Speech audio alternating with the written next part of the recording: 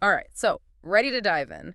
Today, we're looking at the world of therapy dogs and, getting some insights from Wendy Bailey of Noah's Ark Dog Training. You might remember her from the Bond TV series. Right. We've got a great episode of The Bond to draw from and some info from Wendy's own website, too. Yeah. Plus, to really get into it, we dug up some interesting articles about emotional support animals versus service dogs and, the whole idea of pet therapy, especially for seniors, and some just really cool facts about these animals that work in therapeutic roles. So, Yeah, I mean, our hope for you today is pretty simple, right? We want to make sure that by the time we're done, you've got a really clear picture of how these therapy dogs are trained, the amazing things they do for people, and then just, nailing down that difference between therapy dogs, service dogs, emotional support animals. It can be it can be a little confusing sometimes.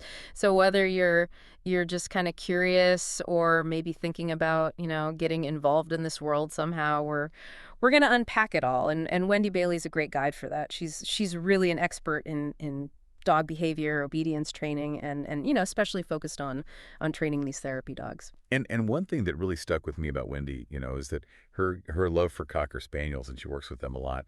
It was actually started with Lady and the Tramp, the Disney cartoon. Yeah. It's just amazing how those early influences can stick with you. Totally. And it's kind of striking too.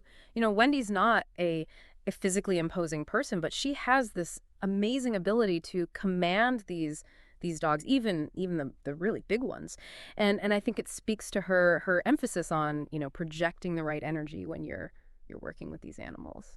Calm, confident, you know. Absolutely. And her whole training philosophy is about, teaching people to train their own dogs, not just for basic obedience, but even potentially for therapy work. Hmm. It's really about building that bond and understanding between the owner and the dog. And the heart of what Wendy does, as we saw on the Bond, is training these dogs to visit schools and nursing homes and just really bring, this palpable joy and connection Right. to people through simple interaction. And I think it's so important to understand right off the bat, these are not service dogs, right? This is about petting, it's about companionship, just that direct physical presence that makes such a difference. Exactly. And Wendy's talked about seeing, even people who are really withdrawn or shy, they often respond, even just with a smile or a touch. When a friendly dog is there, it's just something so non-threatening and comforting about them. Yeah, and for older adults, the impact can be even more profound, right? It can bring back memories of pets they've had and just those happy associations. And then of course it's such an uplifting experience in the moment too.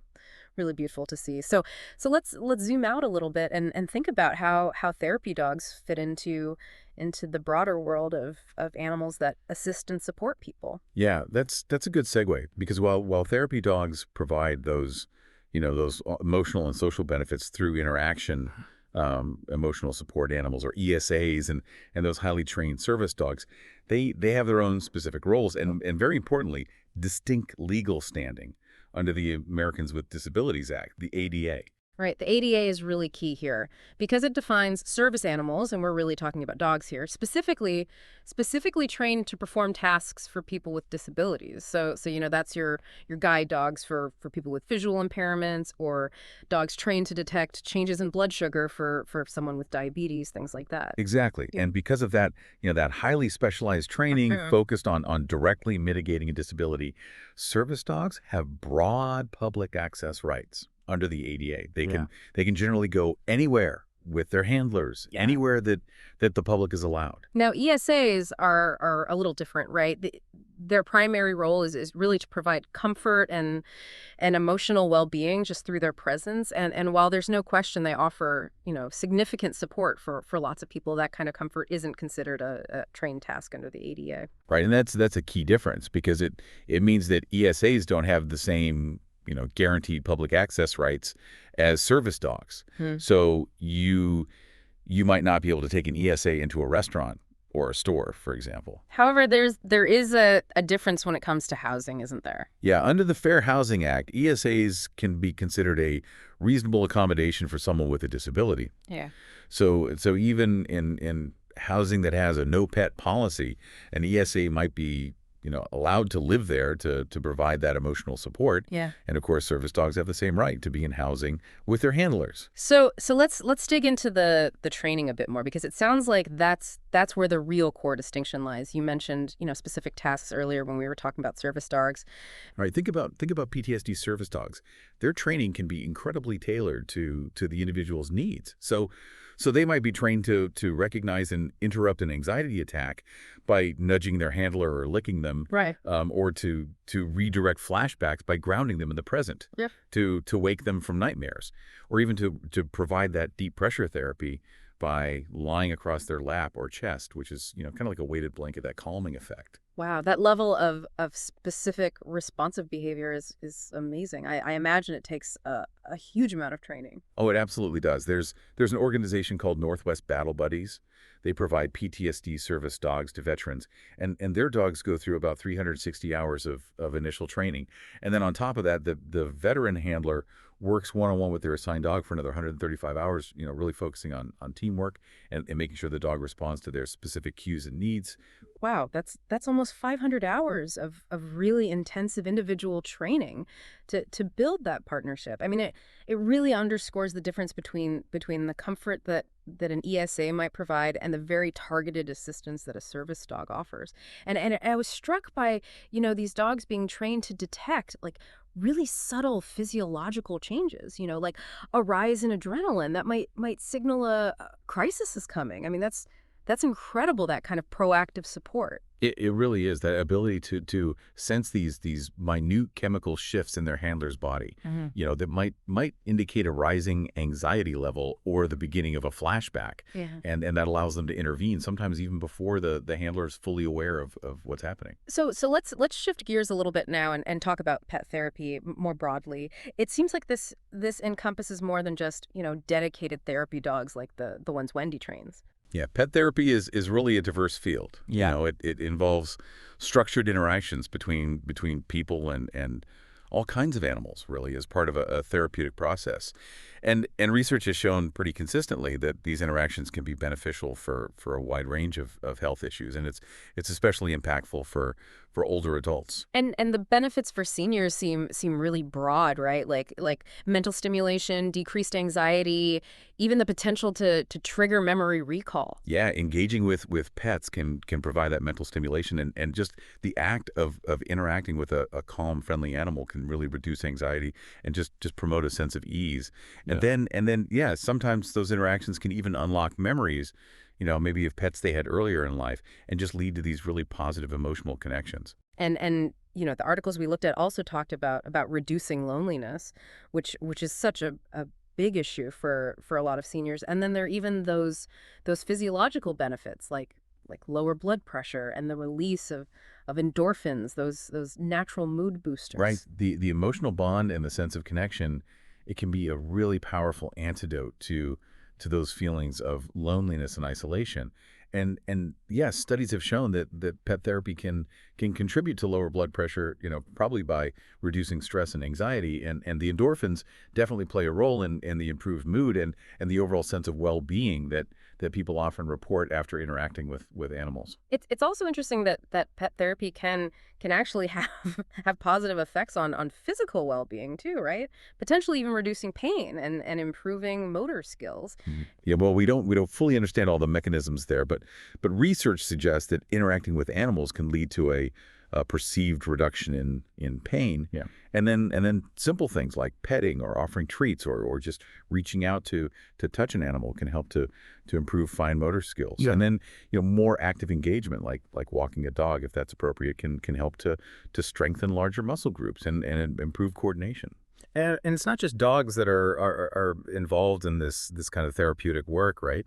I mean, the variety of animals used in therapy programs is pretty surprising. It really is. While dogs are probably the most common that we think of, you can also find pot-bellied pigs, horses, often used in equine therapy, cats, birds, guinea pigs, even monkeys, llamas, and yes, even rats can play a role in different therapeutic settings. Each type of animal can offer its own unique benefits and connect with people in different ways. Llamas. I gotta admit that one wasn't immediately on my radar. They can be surprisingly gentle, and they have this very calming presence. And the idea of using animals for therapeutic benefit, it goes back further than a lot of people realize. There are even accounts dating back to World War II. Oh, really? I'd love to hear more about Well, that. there's the story of Smokey, this Yorkshire Terrier, who's often considered one of the earliest documented therapy dogs, and she reportedly had this remarkable impact on the morale of recovering soldiers in a hospital in New Guinea. Offering comfort and just boosting their spirits as they dealt with the trauma of war. And a tiny Yorkie making such a big difference in that kind of setting. It's a real testament to that human animal bond. And it just highlights that this isn't, this isn't a new idea. Animals have been providing this kind of comfort and support in difficult situations for a long time. Exactly, and it ties right into, the physiological benefits we see from interacting with animals in general. Hmm. Reducing anxiety, tension, lowering stress hormone levels, contributing to lower blood pressure and heart rate. It's all part of this intricate connection. One of the articles even mentioned that simply petting a dog has been linked to a reduced risk of serious cardiovascular events like heart attack, seizure, stroke. That's really incredible. I mean, it makes you think about, even things like why do so many doctors' offices and dentist waiting rooms have fish tanks? It's probably not just for looks, right? No, not at all. Yeah. Studies have actually shown that watching fish can have a genuinely calming effect. Mm. Slower heart rates, lower blood pressure, reduction in feelings of anxiety, muscle tension. It's a subtle thing, but surprisingly effective in creating a more relaxed atmosphere. That's a fascinating little tidbit. And then there's the way that animals can be so helpful for children with disabilities, especially when it comes to learning and development. Yeah, therapy animals can be wonderful, non-judgmental listeners for kids who might be, you know, uh, anxious or self-conscious about Yeah. about reading aloud, and that can really boost their confidence and help them improve their literacy skills. Mm. And then interacting with therapy animals has also been shown to help children with autism develop and improve their social skills in this really supportive and engaging environment. I also thought the pups in prison programs were really compelling. Inmates training assistance dogs. It seems like such a beneficial thing on so many levels. It really is. It's a win-win. It gives the inmates this valuable rehabilitation opportunity, a sense of purpose, responsibility, and the satisfaction of contributing to something really meaningful. And at the same time, it's producing much needed, well-trained service and assistance animals for people in the community who need them. And it's not just about, providing general comfort or assistance with basic tasks, right? Some therapy animals are actually trained to interrupt specific harmful behaviors or provide, very targeted support.